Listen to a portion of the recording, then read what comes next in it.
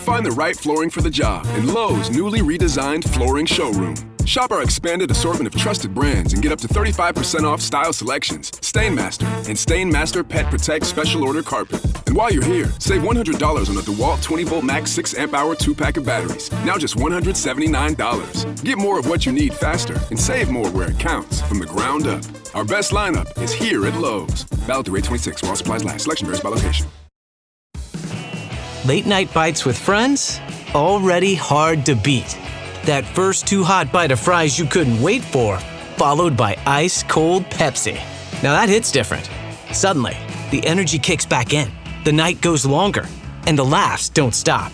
Because Pepsi brings out more flavor, more fun, and more of the moment. Food deserves Pepsi. Grab a Pepsi Zero Sugar today. Welcome back to the Epic Universal Podcast. I'm entertainment writer Jim Hill, and this is the podcast where we cover the latest Universal news, rumors, and history.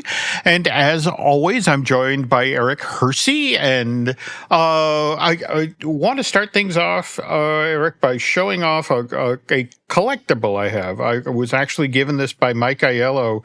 Dear Lord, this was more than 10 years ago. Can you see that? Oh, look at that. Okay. This is a Universal Halloween Horror Night coin. In fact, this is for the 24th year of the event, and this year, 35th year.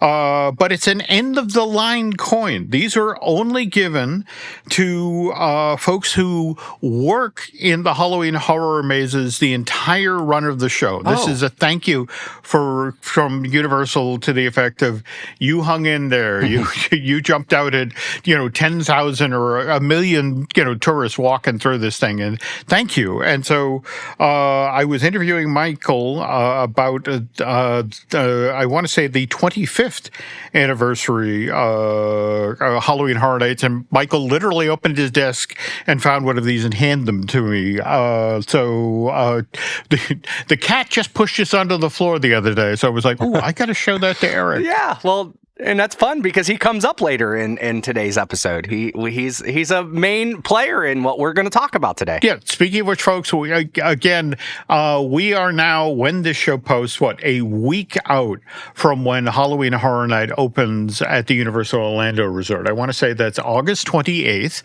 But today's show, we're talking largely about, something that's been a part of Halloween Horror Nights at the Universal Parks since 2017, 2018.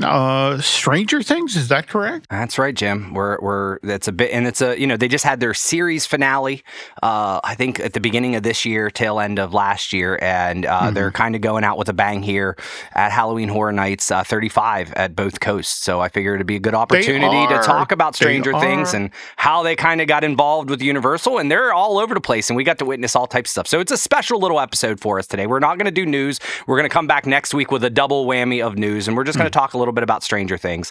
And so this is it's an evergreen, good feature show where we'll have all types of Stranger Things talks. But before we get to the feature, we probably should acknowledge our sponsor, right? Absolutely, and that is Be Our Guest Vacation. And if you are planning your next Universal Orlando Resort adventure, let the experts at Be Our Guest Vacation take care of the details. Their travel professionals provide personalized concierge service and will work one-on-one with you to plan your resort stay, theme park tickets, and special extras. So from the Wizarding World of Harry Potter to Jurassic World to Epic Universe, they help create the ideal Universal vacation. So get started today at beourguestvacations.com, and be sure to mention that it was the Epic Universal theme park that sent you. So, all right, I guess we should reveal why we decided to shine a spotlight on Stranger Thing with this week's show. And it actually has nothing to do with the Universal theme park out in Hollywood, or for that matter, the Universal theme parks down in Florida. This is weird, given this is basically a horror thing we're talking about.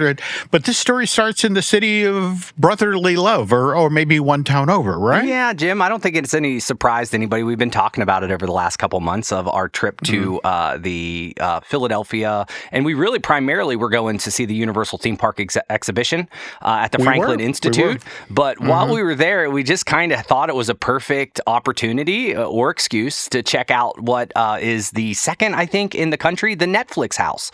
So we briefly talked, and on several of the podcasts, we've been mentioning this, but I think for those unfamiliar with the Netflix house, it is a permanent physical location that Netflix pretty much brings a lot of their shows to life, right?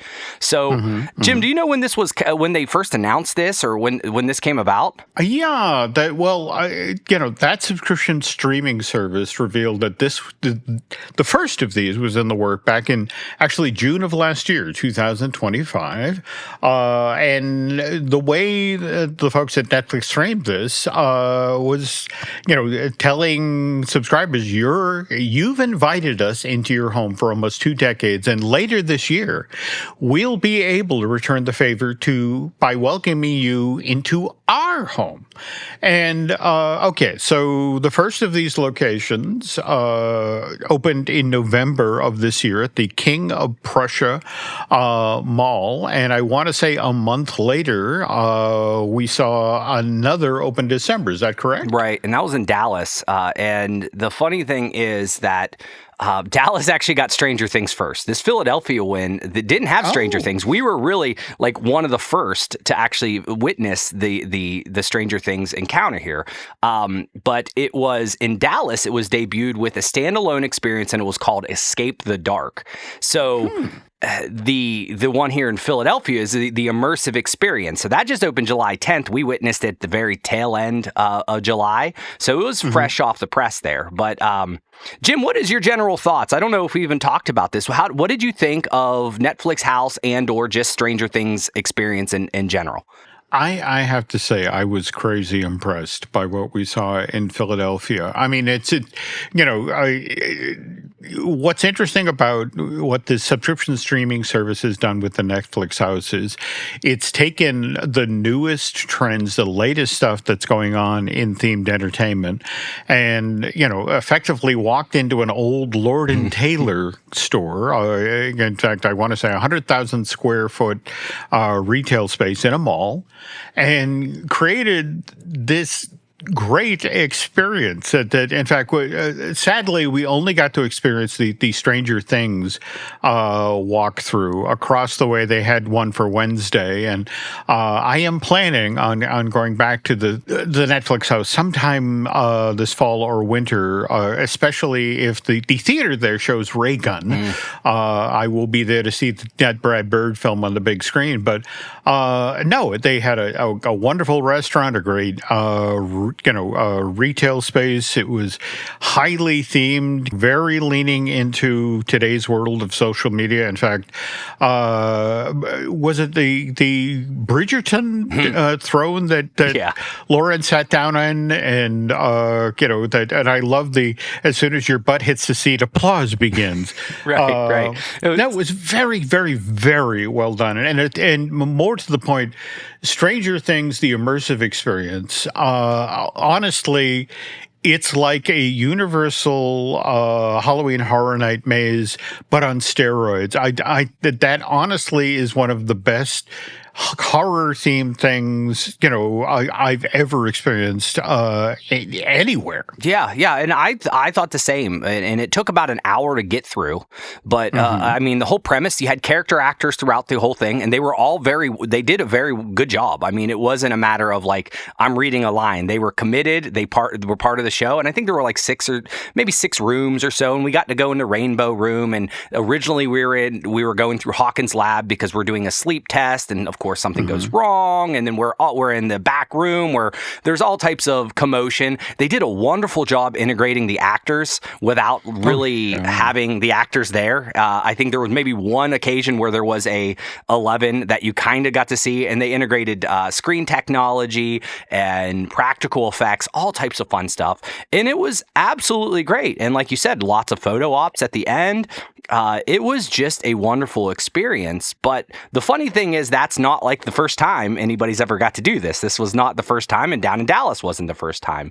Like you kind of mentioned early on, Universal's been building some of these houses or has a close partnership since 2018, not just with Netflix, but the Duffer Brothers in general for the Halloween Horror Nights. So I figured it'd be nice to talk about, if you're not familiar with Stranger Things, this would be a nice little history of how this show came about, but more importantly, how they ended up at the Universal Parks and why it's been so important. So, Jim, you're a fan, right? You said you watched the Stranger Things, right? Yeah, well, I have to admit that I am. I think I'm up to season 4, and I apologize because obviously everyone was excited to see season 5, but the thing is, I watched these with my daughter. She was the one who introduced me to the show, and I just felt like that was part of the fun of the experience for me, was watching it with Alice. Right. So I've deliberately been holding back. Mind you, I'm conversational. I know what happened to all the characters because I'm a terrible person. I'm the one who always looks at the end of books to find out how things end.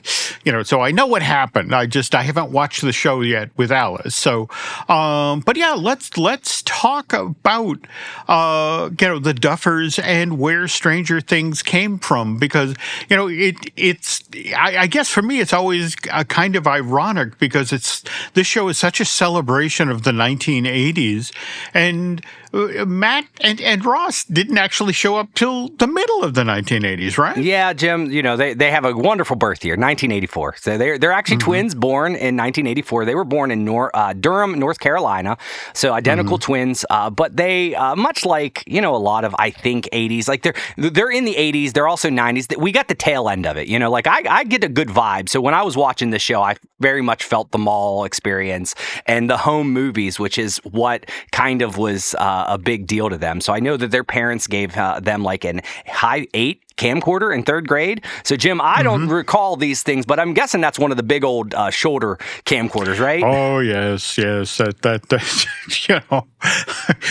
that can always tell somebody who had a high 8 camcorder because they're kind of lopsided going forward in life. Right. I got mine in 1993, so we got all these. I started making all these videos and stuff in 93, but they started pretty early on. But it was pretty obvious that they wanted to go to study film together, and Florida State actually accepted them, but they wouldn't let them work as a team. So they kind of said, nah, that's not going to happen. So they went to a place, Chatham University, and that's out in California. So they graduated in 2007.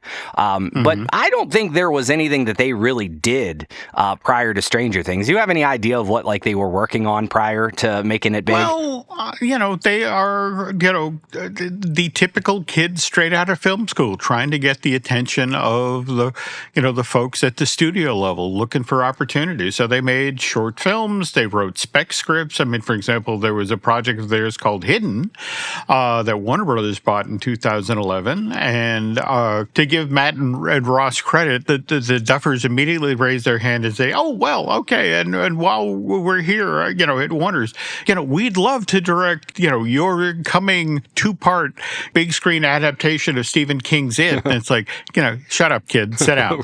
And again, they were turned down flat because they were unestablished at that point. And what certainly didn't help is, as good as Hidden was, when it came out, it did get released in 2015, underperformed commercially, but as happened, all you need is, one person to believe in you. And in this case, the person who was impressed by the script that the Duffers had done for Hidden, a guy maybe you've heard of, M. Night Shyamalan. Yeah.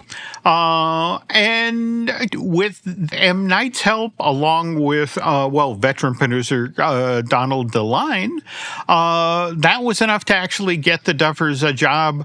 Well, this was on the Fox, short-lived Fox TV show, Wayward Pines, right? Yeah. And I think during that time, they basically were writing someone else's show. They kind of learned how it all worked and got, they say you can graduate, but it's not until you actually get into the, grind of it that you actually learn how to do stuff.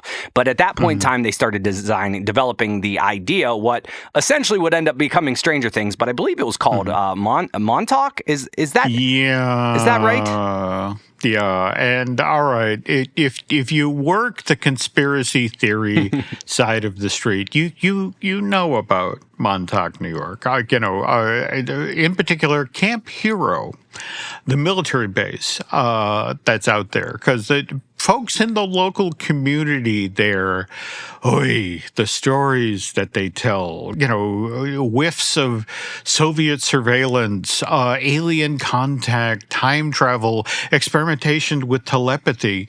And what the Duffers did was take sort of, all of the rumors that have ever been shared about what secretly goes on at Camp Hero and supposedly the network of tunnels that actually lead from the base into the city of Montauk, and put it in a blender. And,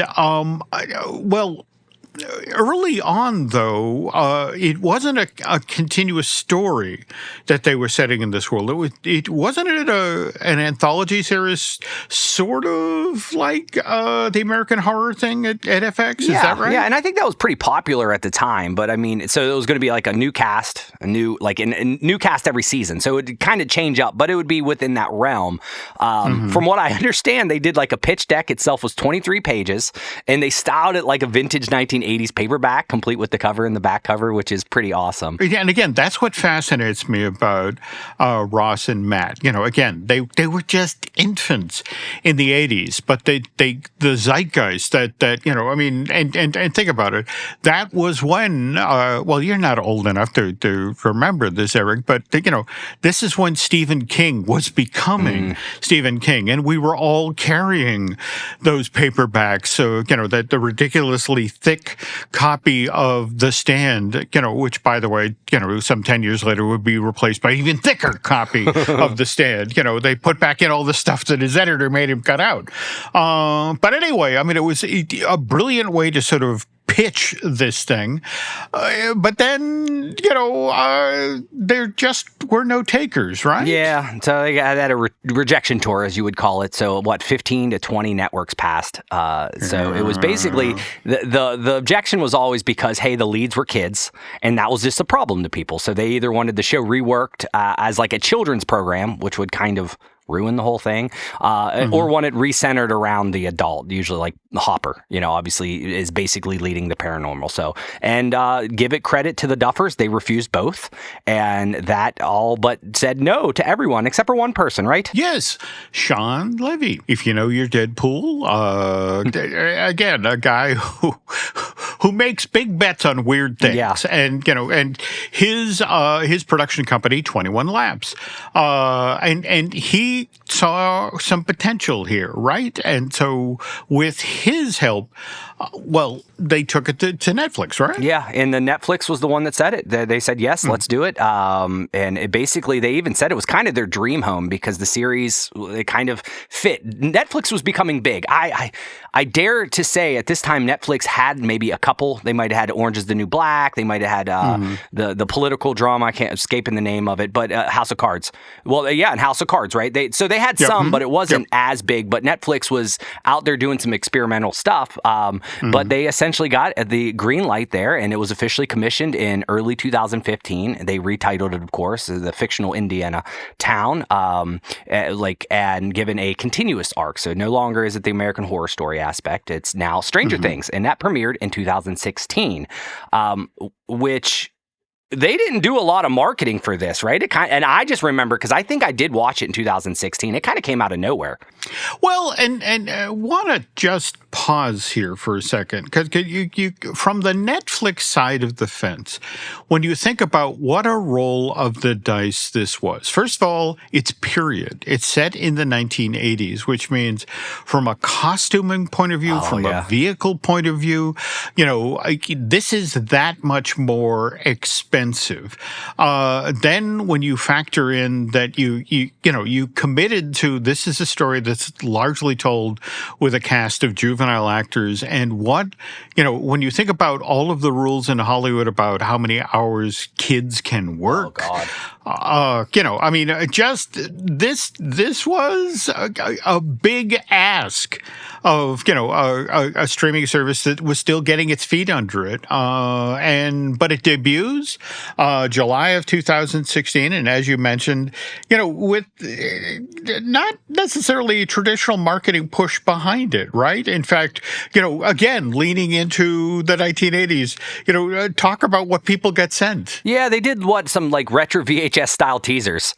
Right. So that was kind of fun itself. And I think they all said it was the growth of the show was more word of mouth by anything. So the Duffers even were quoted that no one thought season 1 was going to be a hit. No one did. Netflix didn't. We certainly didn't. We originally planned it as a 1-season thing.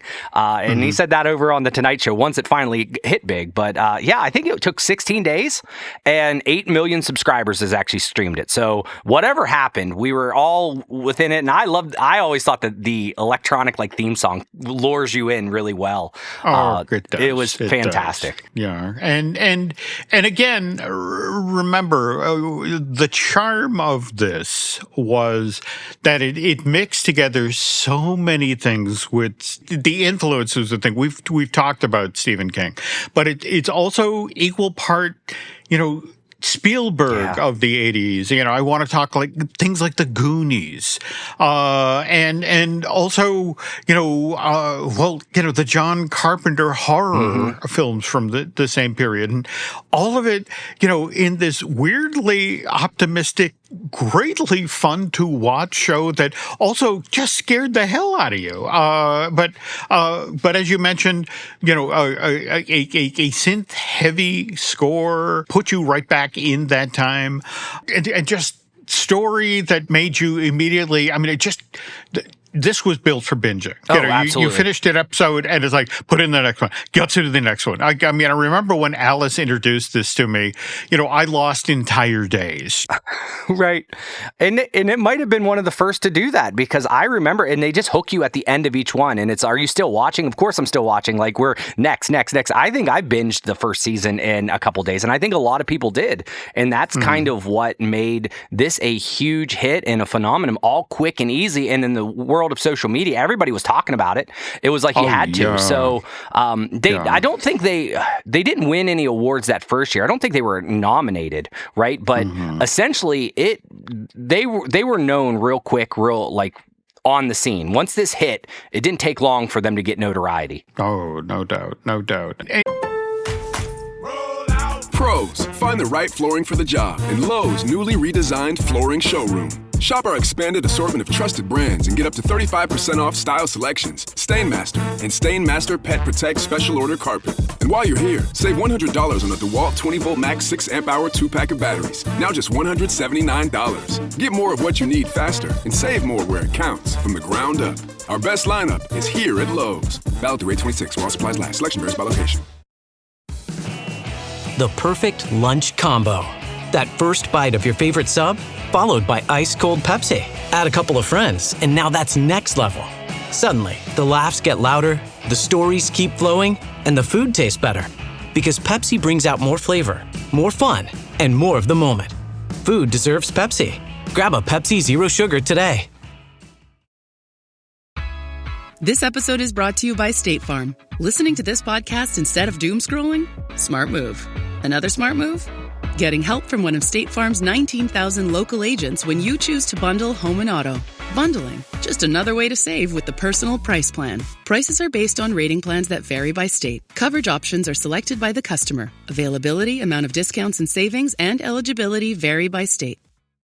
And, also just want to remind folks that cast of unknowns, but the way people immediately took to 11, that character and how and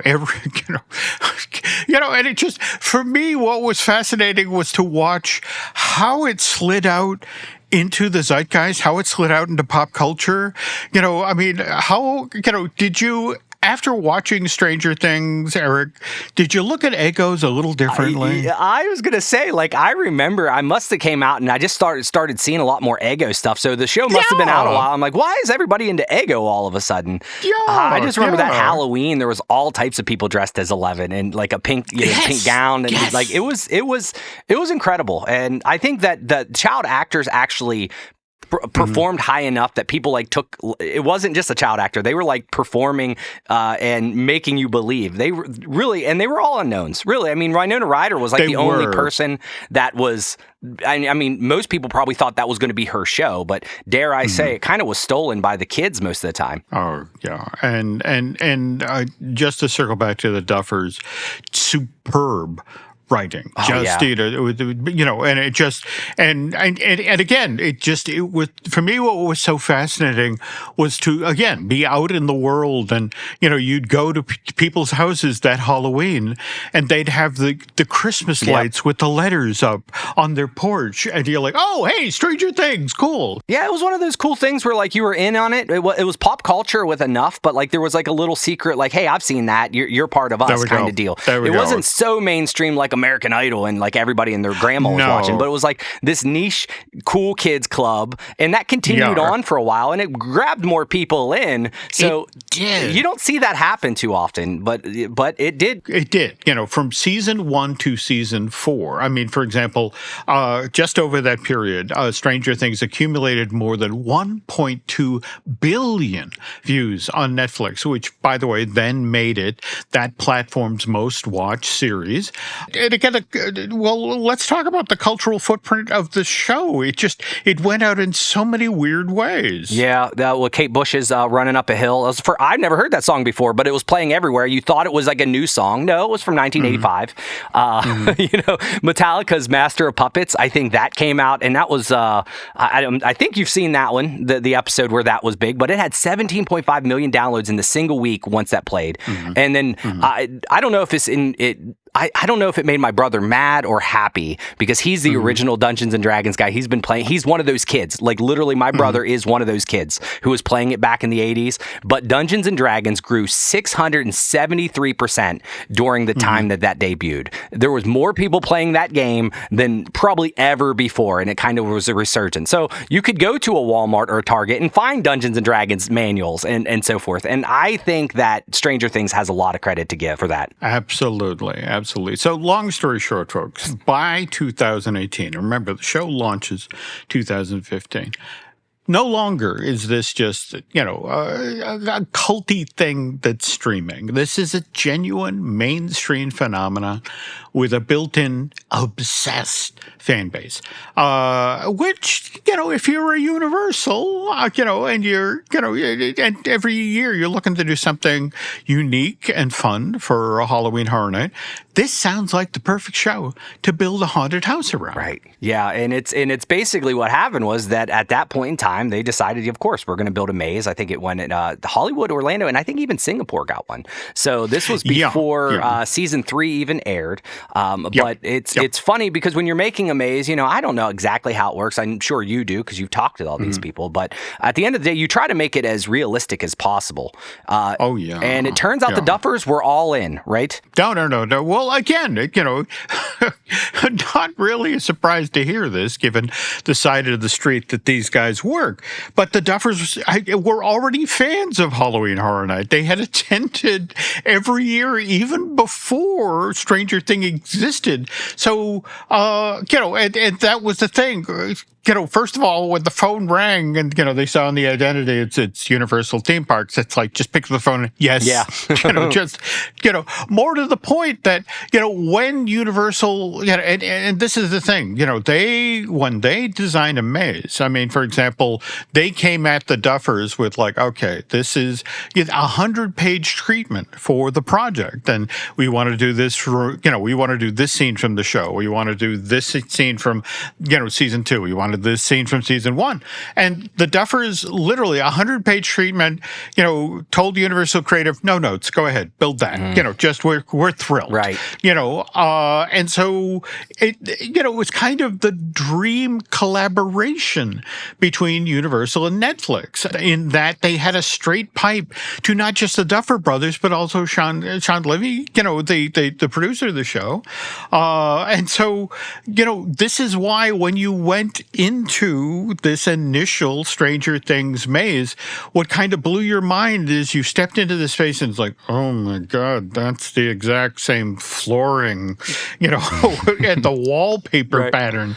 And then, then when you transitioned into the Upside Down, even the background textures were literally on model. And Universal uses reference whenever, especially when they're replicating a film or a TV show, but they really buried the needle this time, right? Yeah, there was 40,000 different reference photos they received, between the collaboration to make sure that every single detail is right. So like they did their job, and they wanted to make sure that they were living up to the standard of what this show was happening. And one of the individuals that was part of this was Hollywood, basically on the Hollywood side. So it's John Murdy, and he's Universal's longtime creative director and producer for the Halloween Horror Nights over there. Great follow on X.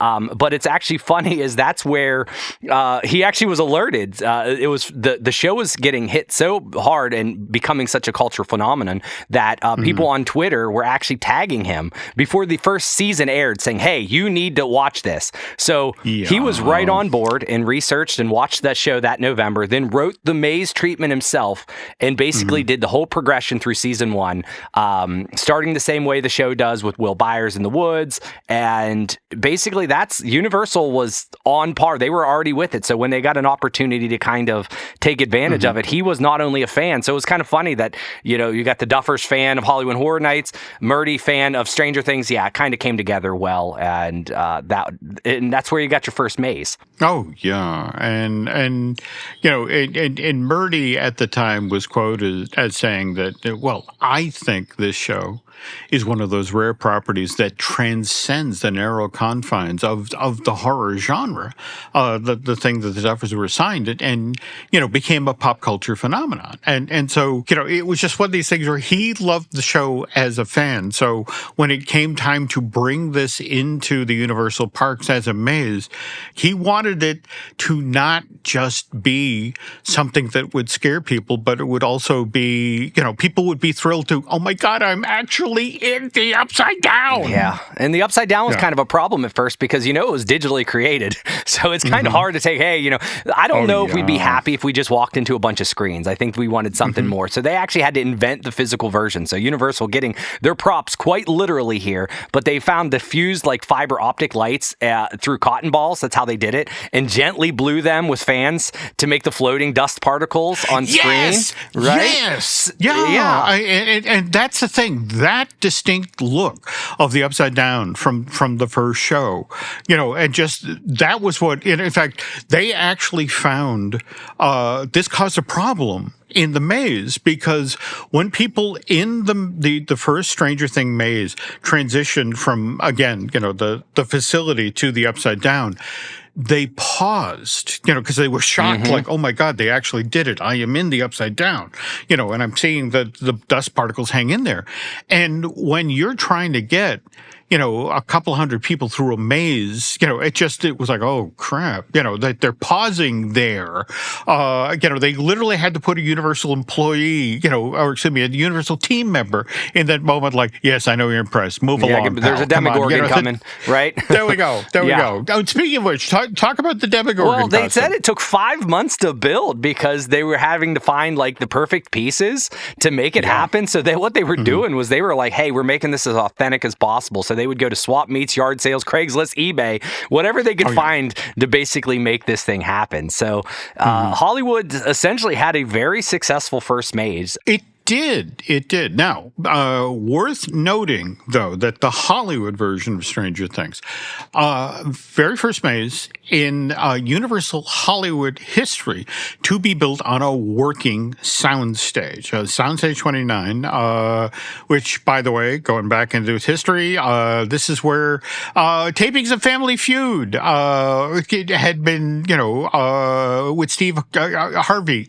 just a few months prior to the start of construction. And now, look, they do this out in Orlando. They use the sound stages all the time.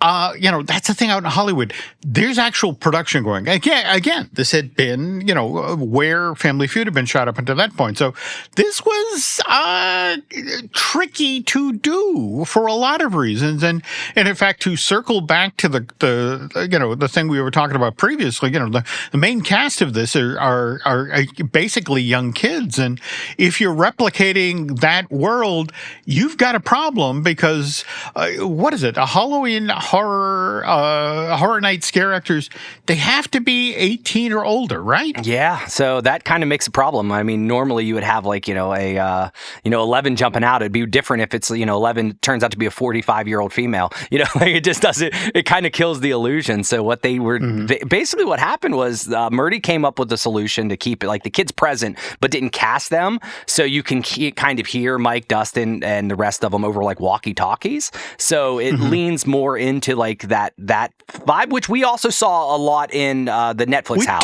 We did. It's smart moving to kind of have that happen. So and then they also had the Demigorgon is teased throughout the sound design of the woods, so it doesn't come out. It's not jumping out at you at every scene. So it was they just kept it on point, and they kind of understood exactly what the assignment was and kind of nailed it. And as somebody who spent a lot of time in the 1970s visiting folks in their houses in suburbia, man, they nailed the buyer's house. They got the right furniture, not just the stuff that you saw on screen during the show, but the other rooms. Things like actual period newspapers, rather than replicas. And again, that was all because Murdy, wanted the details in this thing to hold up under close inspection. And also, let's be honest here, as you're being pulsed through maze,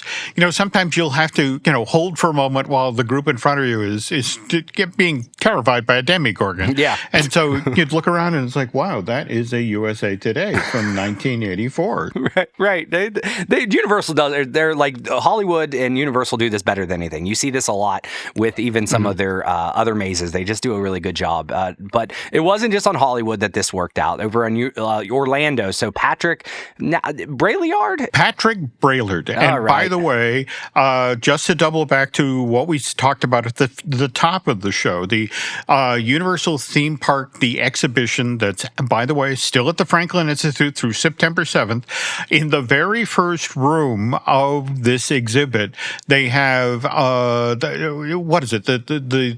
portals. Yeah. And you get to hear the actual folks who worked on, the various attractions in the parks. And I have to say, having interviewed Patrick a number of times, for projects down in Orlando, it was really kind of a thrill to suddenly there's Patrick on the screen there talking about, working on a project for the Universal Orlando. So I'm honestly not surprised that Patrick was front and center when it came time to do Stranger Things for the event that was being held at Universal Studios Florida. But they started it in a different place, right? That's the funny thing is you would just assume, I don't know, maybe we're just accustomed to it now that when a theme park comes out, they do a ride and it's the exact same ride somewhere else because it's the parts, order this, order that. But they didn't do that here. They actually made two separate experiences, which is really interesting. So instead of starting at the buyer's house, they actually started in the woods,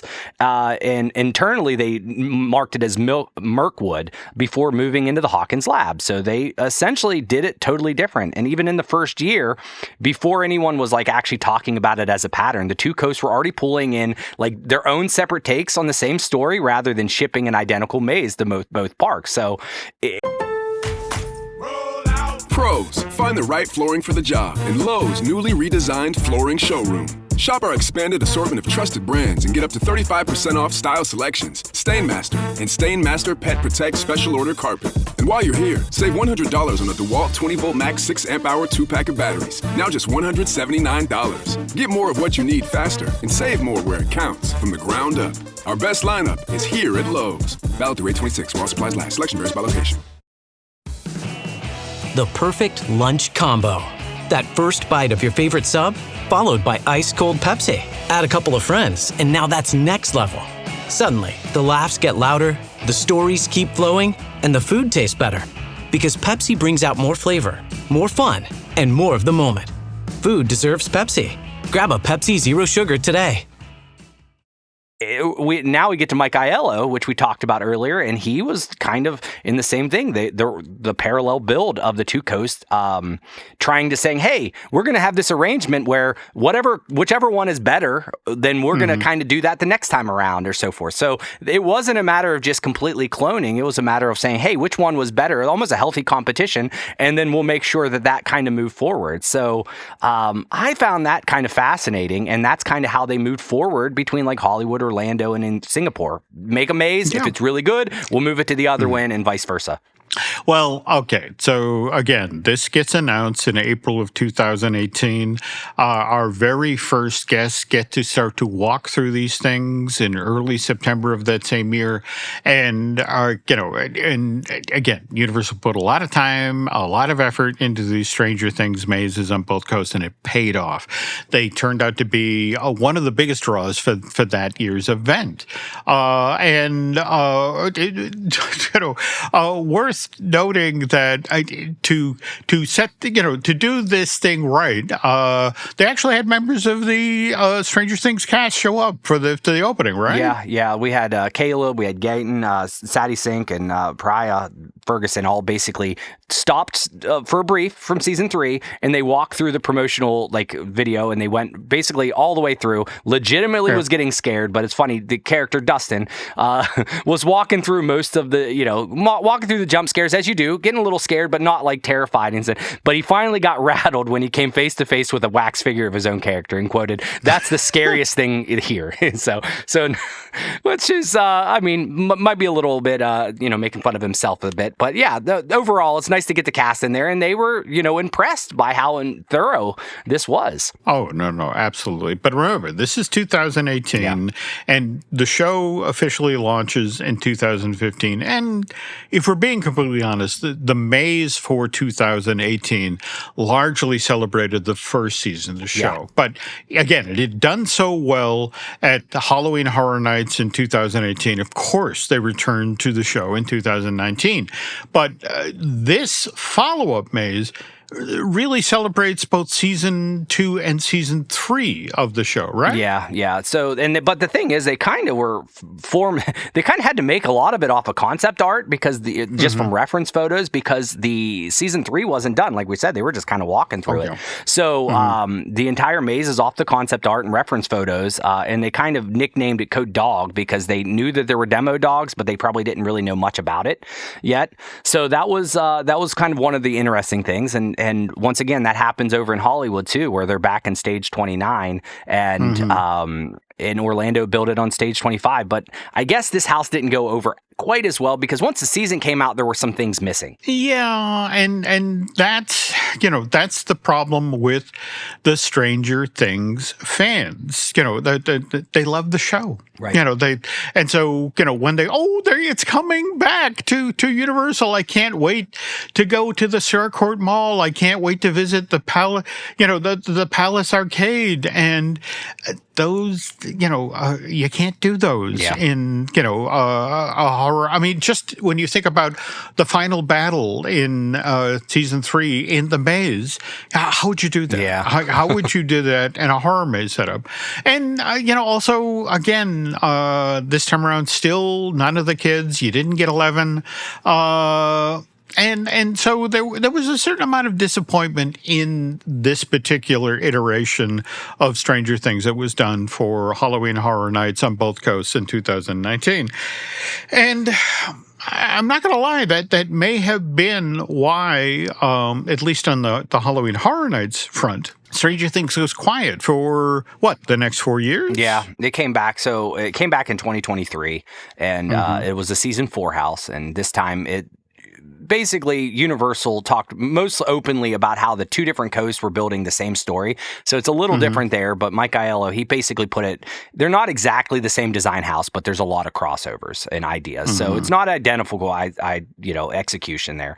But I think the clearest example he gave was the Creel house, which Hollywood showed guests the exterior of the first floor, while Orlando kind of skipped straight to the attic scene specifically, because we're in different spaces here. We also are looking at different things. So, but this point in time, it's been 5 years and 3 houses. Universal had essentially run a live experiment for what we find out is kind of like a live experiment for Netflix. It's really a proof at scale that people would pay, of course, to go through physical versions of Hawkins, and what we saw, wait in hours to do so, and kind of treat a haunted maze as like a must-do content, just like they did with the show. So that is where we kind of get to this new experiment that you and I got to at least witness on one coast. We did. Again, the Netflix house in Philadelphia, or to be specific, at the King of Prussia, mall, and again, I was genuinely shocked when we were sitting there at dinner, and Lauren shared that she'd learned that the Stranger Things thing had just July 25th, really. So we were like 2 weeks into when this thing had opened. Yeah. I mean, and that's the funny thing. But now this is where Netflix made the one down in Dallas. Now, Dallas is where it opened up with. So it built that house specifically around Stranger Things, where I think the one in Philadelphia, it actually was a one-piece prior to. So, but this one, this story, Stranger Things in Dallas, was called Stranger Things Escape the Dark. So it actually had the guests use a flashlight and a headset to search Hawkins for 3 missing townspeople. So a little bit like, it seemed a little bit earlier in the process here. And this was still very much a collaboration, not just Netflix going alone. They were working with essentially the Duffer Brothers again. So they had Netflix own VP of experiences. Greg Lombardo worked with Matt and Ross to make this production, sound, costume, kind of the whole scenario that you saw with Universal as a teamwork. So they kind of knew that it could work. And Den of Geek actually reported the same thing, that the Stranger Things areas was developed in collaboration completely and with the cast members. So, but they had a big opening. There was celebrities there. There were people that got to walk through it. Did you cover this, or did you remember this opening up in 2025 and seeing the coverage? Again, I genuinely feel remiss about this, having experienced the one in Philly. In fact, I was seriously talking with Shul about, in fact, good that we're talking about this on the Universal podcast, because it turns out the Netflix house in Dallas is literally 30 miles away from Universal Kids. So it's look at that. And it's one of these things where, and me and Lauren have been talking about making a trip down there to check out, Universal's first regional theme park. So it's like, it's a gimme. We gotta go. Listen, what the excuses? Yeah, we will make reasons to go there. Certainly, I think that's in the cards. But yeah, there was other people that went. David Harbour, we know him as Hopper. Cara Bueno showed up at the opening, and the funny thing is, David Harbour was quoted. He was really impressed because he said the fake vines used in this attraction were like the exact vines they had on set. So once again, this is not just, the details are there almost in both. So it's quite funny how Netflix is like, we see what you did over there, Universal. We're going to go ahead and try it with our property over here. Yeah. And that, to me, is what genuinely impressed me about what we saw in Philly. This is what you want out of a Universal horror maze. I mean, in fact, the pacing where you got to spend like 5 minutes in each of the rooms, and extraordinary things happened. You had, remember in the room where they're testing our abilities, and Coke cans move or get crushed by mental ability. Right. Yeah. I mean, there was some practical effect. I'm like, all right, there's some illusion going on here. and I'm not sure how they did it, and that's always cool, like when you can do that. But Jim, did you know? So while we're down there, I had no idea, but this, our experience wasn't the first time that was actually done. This was actually around the world. So Netflix actually had this experience, and they toured it internationally.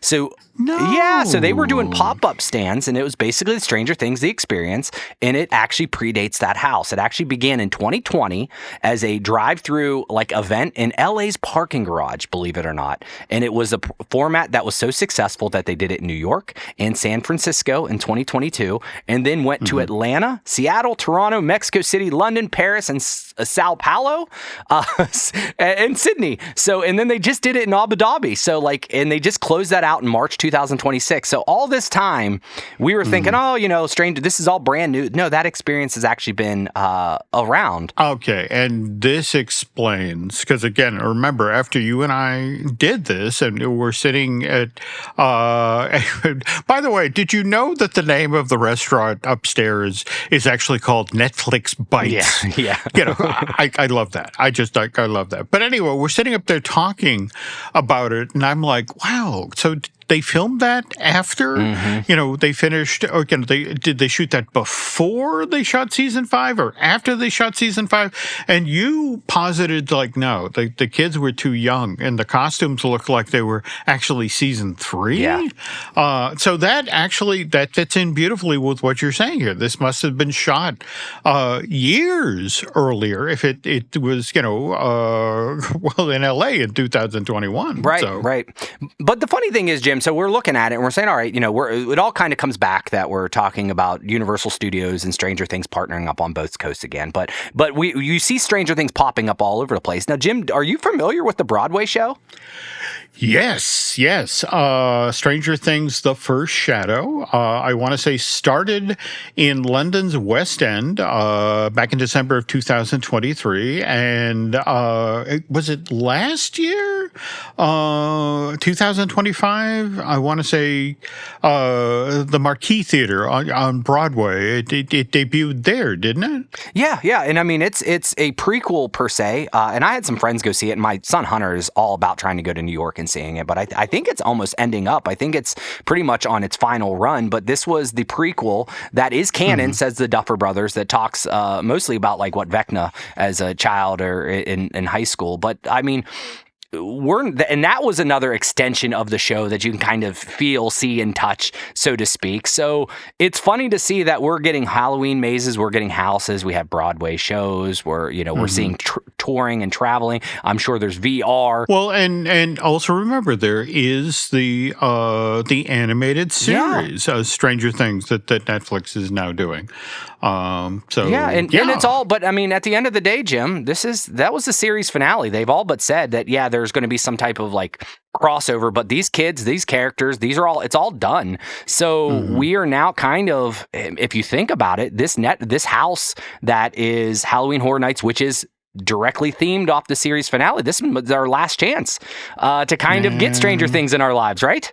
Yeah, so to bring things full circle, as we talked at the top of today's show, August 28th of this year, Halloween Horror Night 35 gets underway in Orlando, and the Hollywood version of Horror Nights that gets going on September 3rd. And our Stranger Things house, we're back to where we started, right? This is developed in partnership with Netflix, but again, what makes it interesting now? Again, we've talked about the Netflix house, we've talked about this traveling exhibit. So what's different this time around? Well, I think, Jim, the big thing is these other ones, I don't know, I didn't necessarily get scared per se at the Netflix house, and I don't think you get scared in a Broadway show and so forth. But I mean, at the end of the day, Halloween Horror Nights, it's there to scare you, where I think the other ones were a little bit more to immerse you. So I think that is going to be the major difference here. But I mean, once again, we're closing out the entire series, and let's just be real. This series was pretty darn popular. The season premiere alone had 59.6 million views, which was the biggest English language debut Netflix has ever had. By the time all 3 volumes had finished, remember, they kind of broke those up, it actually racked over 105 million views in its first stretch, eventually getting 133 million views over the full 91 tracking window. So that's 4th place all time for Netflix. So that's just behind the season 4. So this is a big deal, and I know that we're a little bit off of it, but like this is going to bring a lot of people into the Universal parks, and I think that a lot of us as fans are going to want to head down there to see it. But this is the end of Hawkins, so this is, like I said, the Duffers have directly said this is the end of the character for these stories. So I just think it's very interesting to kind of see what we're going to get in these houses and to see if it does bring in the massive crowds that you would expect.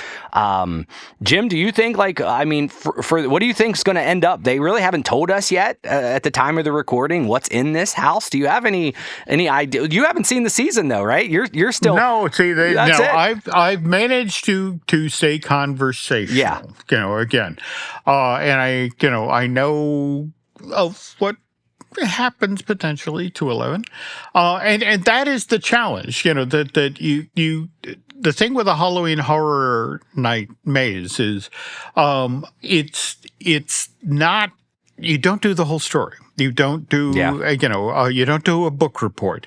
You give folks a taste of what they remember from the show, their favorite scenes from the film, their favorite scares from a movie or a TV show. And so that's the thing. For me, it's just remembering, what friends told me about the scale of season 5 of Stranger Things. It's just like, how do you pull that off even on the biggest soundstage you got at Universal Hollywood or Stage 20? In fact, do we know, are they back in Stage 29 out in Hollywood?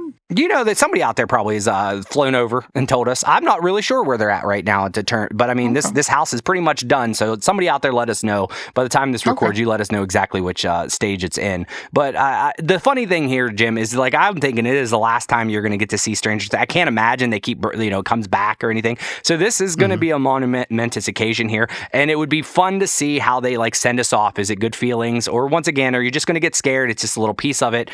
They are doing a Lagoon show, which is kind of highlighting over. I do think we all will have the warm and fuzzies as much as you can with a horror-ish genre of hey, this was a great time to be alive during the Stranger Things phenomenon, and this might be the final send-off.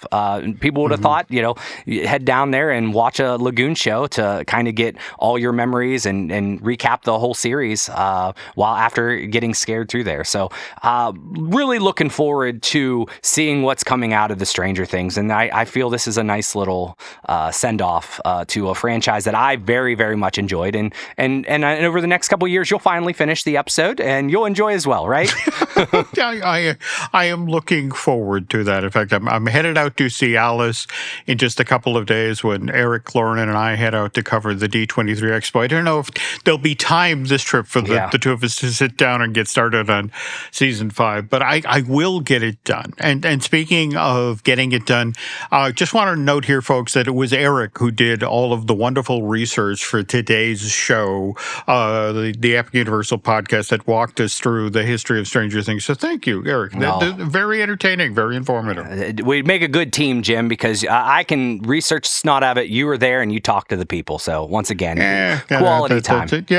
Come to me for the pointless stories. But on that note, folks, that is going to do it for this week's edition of the Epic Universal podcast. By the way, if you enjoyed what we did here today and you have topics or suggestions that you'd like Eric and I to talk about on future editions of the podcast, feel free to reach out to either of us through social media.